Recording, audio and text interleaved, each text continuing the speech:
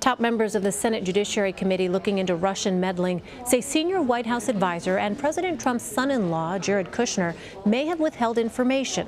Jeff Pegues is in Washington. The Senate Judiciary Committee is asking Jared Kushner for emails that he received and sent about WikiLeaks in September of 2016 as the campaign was in full swing. The letter says that Senators Chuck Grassley and Dianne Feinstein also want documents about a, quote, Russian backdoor overture and dinner invite, and they cite phone records that they want from Mr. Kushner as well.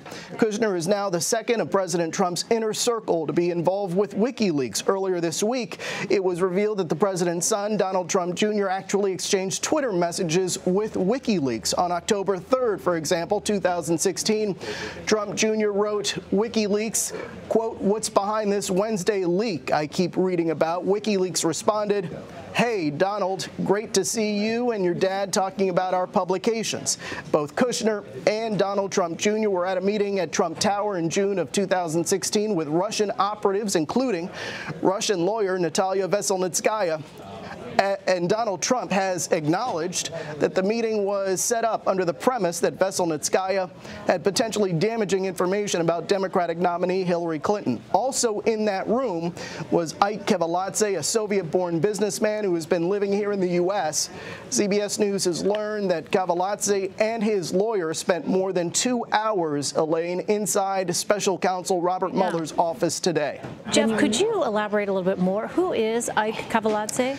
Well, Ike Keveladze was one of the participants in that meeting on June 9th, 2016, the one at Trump Tower. And so he is a critical figure in this. Investigators want to know what he heard discussed during that meeting. And that's why, in part, we saw him called before the special counsel's office today. He was there. We have confirmed that.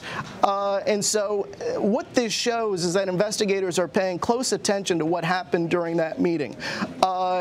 And that's why you are hearing his name come up once again. We were talking about him a few months ago as a participant in this meeting. He says, and he has said through his lawyer that he didn't know why he was there. And so he is an interesting character in all of this, and he is someone that investigators want to hear from.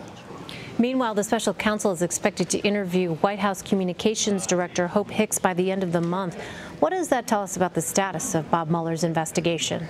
Well, they want to know what was happening in the White House after the inauguration, but also during the campaign as well. And Hope Hicks is a central figure because she straddles both the campaign and the White House. And so investigators want to know what she heard, whether it has to do with Michael Flynn and his activities in the White House during that period, and anything else that might pertain to this investigation. Keep in mind that these committees in Congress and the special counsel's office looking at whether there was any sort of coordination between the Trump campaign and Russian operatives. All right, Jeff Pegues in Washington for us. Jeff, thank you. My pleasure.